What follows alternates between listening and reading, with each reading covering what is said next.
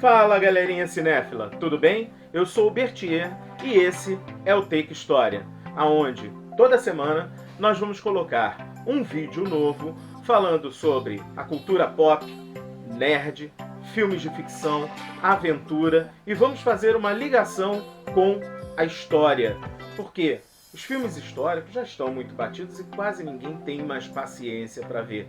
Então, nós vamos falar sobre outros assuntos e mostrar como dá para aprender história vendo ficção e aventura. Então, solta a vinheta, produção.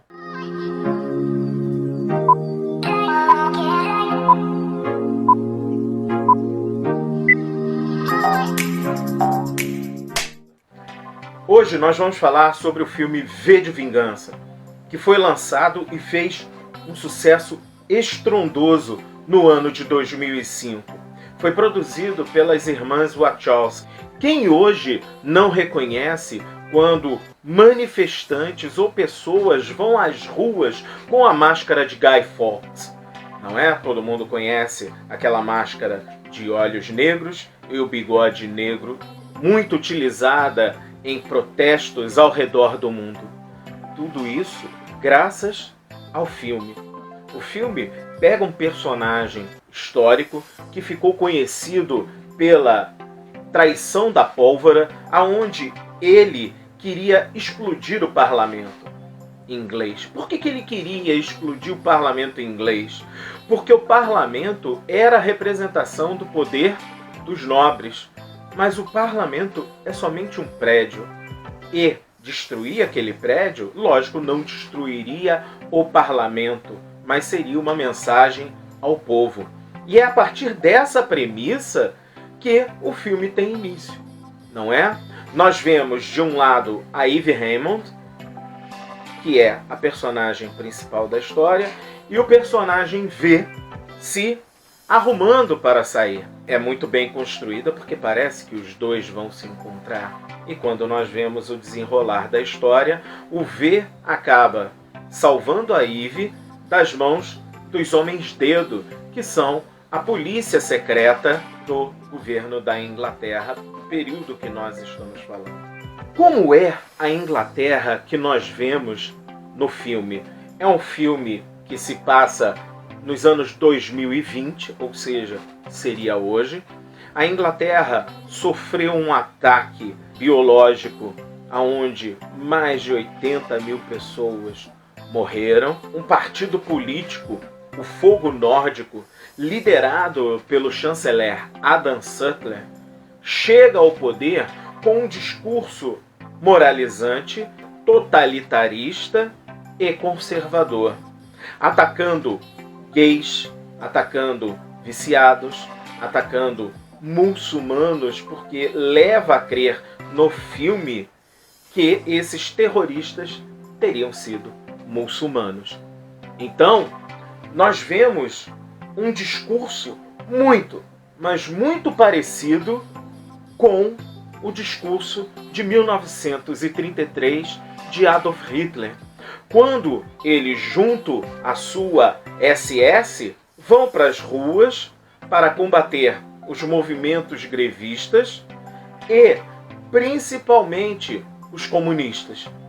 Porque, diferente do que se andou falando pelo país e agora é o papel da história, o movimento de Adolf Hitler, o nazifascismo, que surge com o seu partido, que apesar de ter no nome o nacional socialista, é sim de extrema direita, apoia os patrões, apoia as grandes empresas e vão se colocar através da força física e do ataque aos revoltosos e aos grevistas com armas. Então, isso mostra como se parece o discurso de Hitler, que prometia reerguer a Alemanha destruída, destroçada após a Primeira Guerra Mundial, e saiu numa situação muito pior após a crise de 29. Então, o discurso tanto de Sutler quanto de Hitler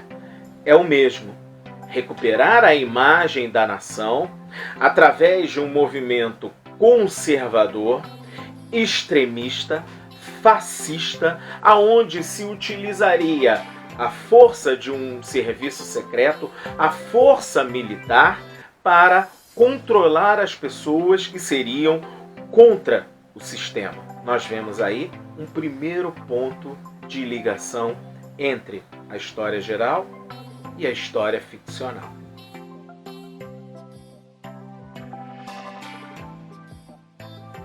Uma noite, os torturadores começam a pressionar ela mais pesado para que ela contasse aonde se encontrava o terrorista V. Ela diz que não sabe o nome, nunca viu o rosto, o que não é mentira, e que não sabia onde ele estava, nem aonde ele se escondia. Então eles viram e falam que a única coisa que pode sobrar para ela é a execução. E é isso que eles decidem. Quando vão pegar ela, ela fala que já não sente mais nada, que não tem medo e que ela pode ser executada. Aí o torturador pergunta, então você não tem medo? Ela diz que não. E ele fala, então você está completamente livre. Dá as costas e vai embora. Ela fica meio impressionada, vai ver o que está acontecendo. E quando vai para a porta que está aberta, ela olha para o corredor, tem um soldado. Quando ela vai andando na direção, ela vê que o soldado é um boneco. Ela não estava presa pela polícia, ela estava presa e foi torturada pelo próprio V. Ela tem uma discussão com o V, dizendo que o que ele fez foi horrível. Ele disse que nunca se sentiu tão mal na vida, mas que aquilo era necessário para libertar ela. Aí ela fica sem ar, ele leva ela lá para cima, aonde há uma outra contraposição. Porque o V, ele se liberta da prisão onde ele estava através do fogo. E nela está chovendo e ela aceita aquela chuva como um rito de passagem. Então ela é libertada pela chuva. É nessa hora em que ela toma uma decisão de viver sem ter que depender do governo. Ela vai viver escondida, sem delatar o V. E ele faz um último pedido, que ela volte em 1 ano. Ela aceita esse pedido e vai cumprir. Mas o que eu gostaria de comparar aí é todas as decisões que a Eve tomou e que vieram de fora a pressionaram a entrar no esquema do V. Quando a gente pega e pensa na Segunda Guerra Mundial, e eu vou colocar a Eve como a heroína, eu vou comparar aos Estados Unidos. Tá bom? É uma opção que eu vou fazer em todos os meus vídeos. Mas eu sempre vou lembrar a vocês.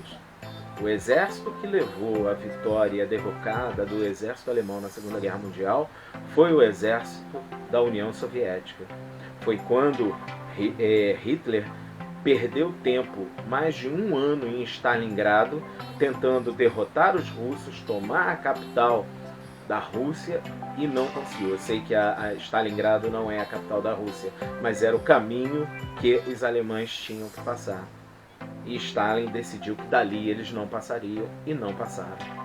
Então, como eles perderam 1 ano lá dentro, ainda pegaram o inverno, o exército russo que estava do outro lado dos Montes Urais puderam se rearmar e atacar os alemães, encurralando e fazendo com que eles voltassem para dentro do seu território.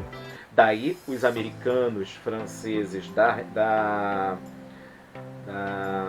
resistência francesa e os ingleses atacaram pela Normandia para fechar o cerco à Alemanha. Tá bom? Nunca a gente pode esquecer isso.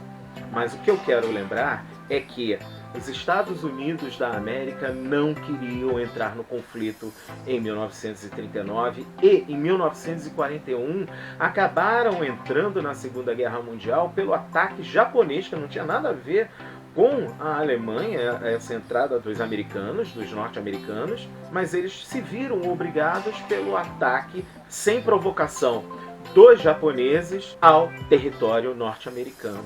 Então a gente pode fazer essa comparação de pressionar aquele personagem que não queria fazer parte, até que ele tenha que fazer parte do jogo. Agora a gente chega numa parte aonde o V deu todas as provas possíveis e imagináveis para que o policial conseguisse desvendar todo o segredo de que o grande culpado pelo envenenamento do reservatório de água e espalhar uma doença, uma gripe, se eu não me engano, numa escola, foi realmente do Sattler e do seu partido, o Fogo Nórdico. Então vejam, esse partido ele precisava de um inimigo em comum para unir a Inglaterra e eleger esse homem. Foi a mesma coisa que Hitler fez na Alemanha. O inimigo comum da Alemanha, o grande responsável pela Alemanha ter sido humilhada na Primeira Guerra Mundial e ter sido humilhada mais ainda após a crise de 29, recaiu sobre os judeus. Então os judeus eram os grandes culpados dessa humilhação. Sattler fez a mesma coisa. Arranjou terroristas muçulmanos e disse que ele conseguiria livrar a Inglaterra desse mal que estava ali dentro. Então, o povo, acuado, com medo, dá plenos poderes ao Sattler. O povo, acuado, humilhado, dá plenos poderes a Hitler. E os dois vão governar com mão de ferro e tendo uma polícia controlando a vida de todos. Os dois criam campos de concentração e fazem experiências com os seus prisioneiros. Gente, é a mesma coisa. Por quê? Porque ficção científica, filmes de ficção, não falam de coisas impossíveis, eles falam sobre nós. E quando nós aprendemos isso, nós conseguimos ver história em todos os lugares. Essa é só a pontinha do iceberg que eu quero mostrar para vocês de como é legal ver um filme de ficção e ainda poder fazer esses entrelaçamentos ficção, história geral.